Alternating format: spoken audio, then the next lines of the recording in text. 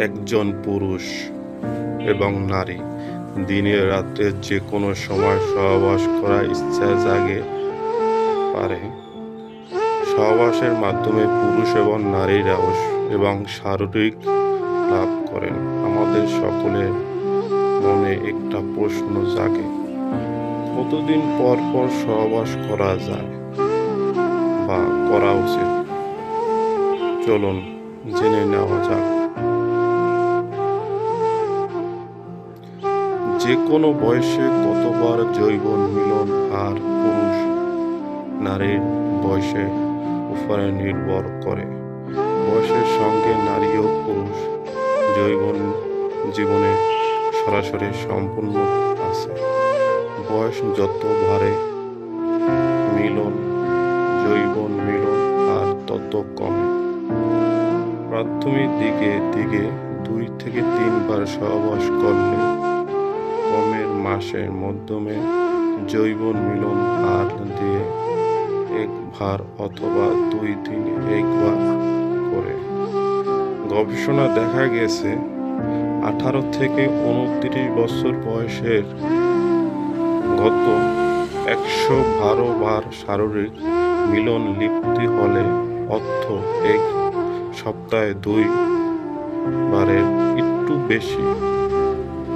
30 থেকে 39 বছর বয়সের বছরের 86 বার যৌন মিলন করলে অর্থ 1 মাসে 7 বার। 50 থেকে 59 বছর বয়সে 59 এবং 69 বার শারীরিক সমস্যা। বিজ্ঞান বলেছেন যাদের বয়স 20 থেকে 30 বছরে তারা সপ্তাহে 3 বার সহবাস করতে পারেন। যাদের বয়স 30 থেকে 40 বছর তারা সপ্তাহে 2 বার সহবাস করতে পারেন।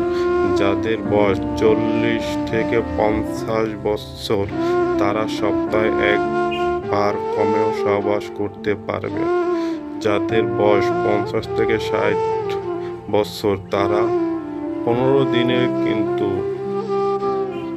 30 দিনে 1 বার সহবাস করতে পারেন। নিয়মিত সহবাসের উপযোগিতা। মাত্রাতিরিক্ত সহবাসের যেমন ক্ষতিকর, আবার কম সহবাস শারীরিক ও মনের পক্ষে ততটা ক্ষতিকর। ধারা প্রকাশিত একটি গবেষণাপত্র বললেন, যেসব সপ্তাহে অন্তরে 2 বার সহবাস করেছেন তাদের অনেক ভালো থাকে। যারা একবার সহবাস করেননি তাদের থেকে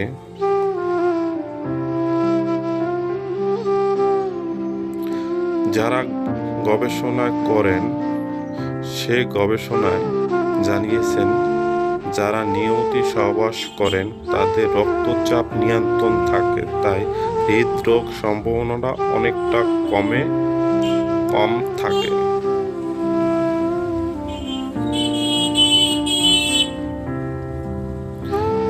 আছে উচ্চ রক্তচাপ, যা পক্ষে চরম ক্ষতিকর।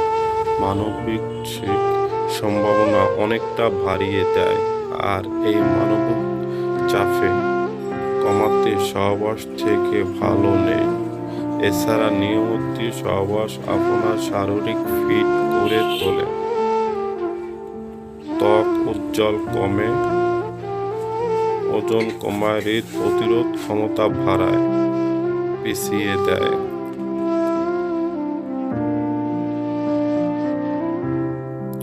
সহবাসের পর ঘুম ভালো হয়, ফলে আপনারা পুরো শারীরিক পর্যন্ত পরিশ্রম পান।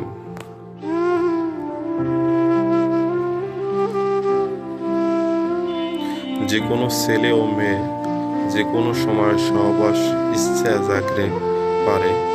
এইটা আজকাল দিনে খুব কমন একটা ব্যাপার, সেটা দিনের সময় হোক বা রাত্রের সময়। কিন্তু এক্ষেত্রে বিজ্ঞান ভাষা সেটা বলে, সেটা আপনার সকলে জেনে রাখা উচিত। কারণ না জেনে না বুঝে এড়িয়ে তখন আপনার জীবন আসতে পারে বিপদ।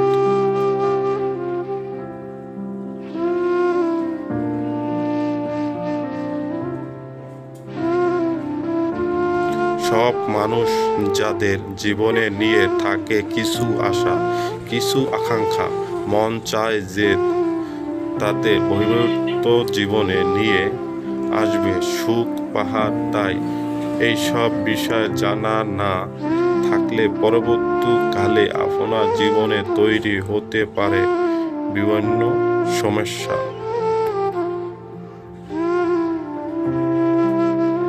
একটি সুস্থ শারীরিক মিলনের জন্য স্বামী স্ত্রী দুজনকে সুস্থভাবে ফিট থাকতে হবে। ফিট থাকা যারা প্রতিদিন সুস্থভাবে সহবাস করতে পারেন, কিন্তু দুজনের মাধ্যমে একজনকে যদি কোনো শারীরিক সমস্যা থাকে বা যদি সে আনফিট থাকে, সেটা কারণে হতে পারে বিভিন্ন শারীরিক ক্ষেত্রে পড়তে পারে আপনার বাচ্চাদের উপরে। তাই যে কোনো থাকাটা খুব গুরুত্বপূর্ণ।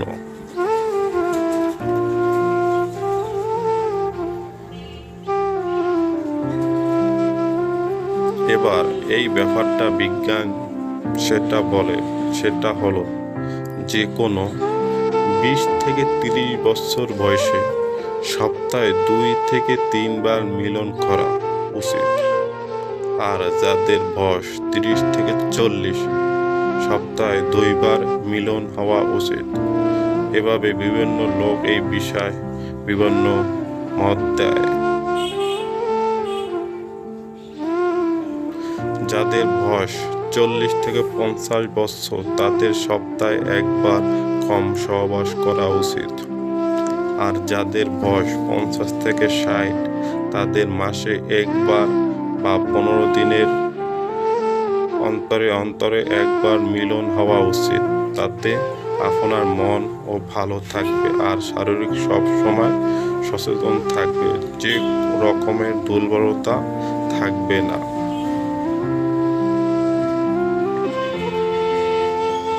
বিজ্ঞান বলে আবার যাদের বিবাহ কারণে তাদের দিনে 2 থেকে 3 বার মিলন হয়ে যায়, কিন্তু সময়ের চাপে তাদের মনে মধ্যে এই ইচ্ছা আস্তে আস্তে কমে যেতে থাকে। কিন্তু বিজ্ঞান এইটা বলে যে সহবাসের তখন করা উচিত যখন দুজনের মতন থাকবে। দুজনের মধ্যে একজন যদি ইচ্ছা না থাকে, সেক্ষেত্রে সহবাস না করাই ভালো।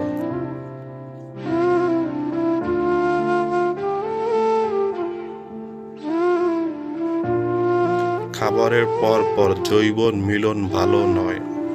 রাত্রে খাবারের অন্তরে পক্ষে 2 ঘন্টা পর যৌবন মিলন করা যায়, তবে এর চেয়ে বেশি সময় নিলে আরো ভালো।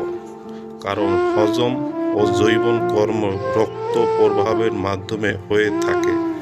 খাবারের পর পর যৌবন মিলন শুরু করলে খাদ্য হজম হবার জন্য উপযুক্ত রক্ত গড়তে পড়তে বিধান হজমের সমস্যা হতে পারে।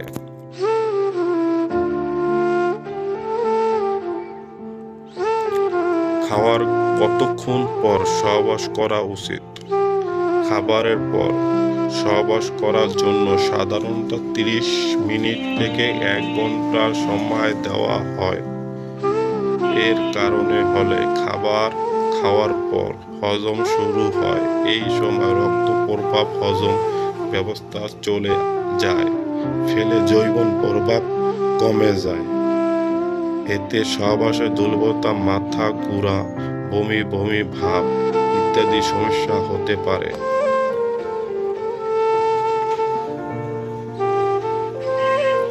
তবে খাবারের ধরন এবং পরিমাপ উপরে নির্ভর করে।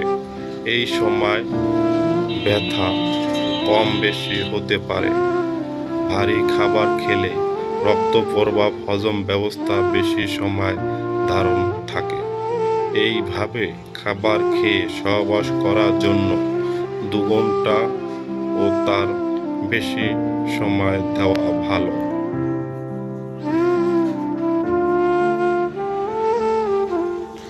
এছাড়া ও যদি কারো কোনো হৃদরোগ, উচ্চ রক্তচাপ, ডায়াবেটিস ইত্যাদি সমস্যা থাকে, তাহলে তাহলে খাবার পর সহবাস করার আগে অবশ্যই একজন ডাক্তারের সাথে পরামর্শ করা উচিত।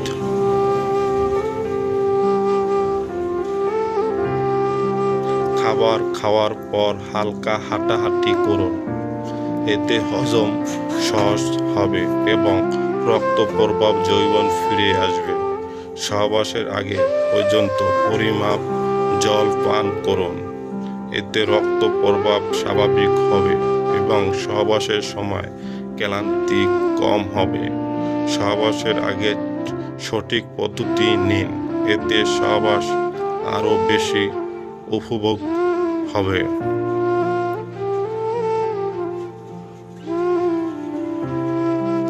সহবাস বা যৌবন নিয়ে আমাদের সমাজে অনেক রকমের ভুল ধারণা, অন্ধবিশ্বাস প্রচলিত রয়েছে। এই ব্যাপারগুলো মনে করে গুরুত্বপূর্ণ প্রশ্ন করতে ও অনেকের সংকোচ বোধ করেন। দেখা যায় সহবাসে নিয়ে ভুল ধারণাগুলো অনেক গুরুত্বপূর্ণ সিদ্ধান্ত নিচ্ছে। এর ফলে সৃষ্টি হয় নানা শারীরিক ও পরিবারের জটিলতা।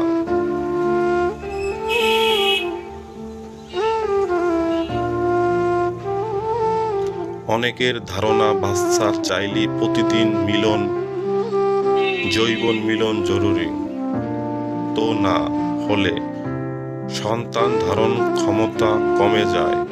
বিজ্ঞান যা বলে, একটা গবেষণায় দেখা গেছে প্রতিদিন সহবাস করলে ফলে হওয়ার সম্ভাবনা সবচেয়ে বেশি থাকে 37%।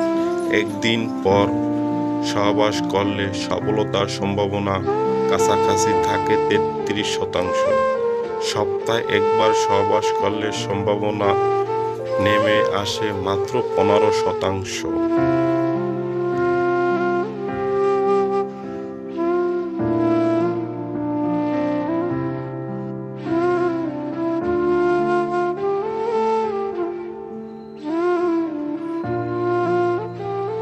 অর্থ ঘন ঘন যৌবন মিলন সফলতা সম্ভাবনা বাড়ে এবং প্রতিদিন বা একদিন পর পর চেষ্টা করলে সর্বোচ্চ তা সম্ভাবনা থাকে।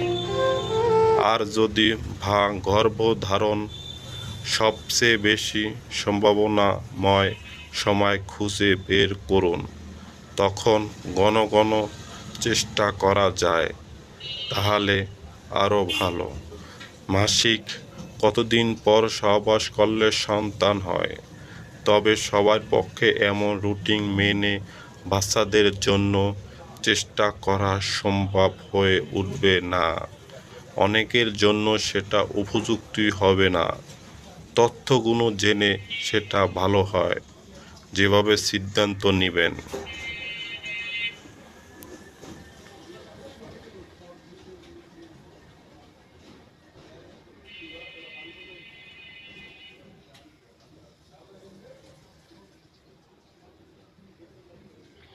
নিশ্চয়ই কিছু অবস্থানে সহবাস করলে গর্ভধারণ সম্ভাবনা বাড়ে। বাচ্চা নেওয়ার জন্য সহবাসের নিয়ম কি? এই প্রশ্ন একটি বহু প্রচলিত উত্তর হলো অবস্থান। এই অবস্থানে সহবাসের সময় পুরুষের উপরে, নারীর নিচে থাকে। এই অবস্থানে সহবাস করলে সন্তান ধারণার সম্ভাবনা বেশি থাকে বলে দাবি করা হয়।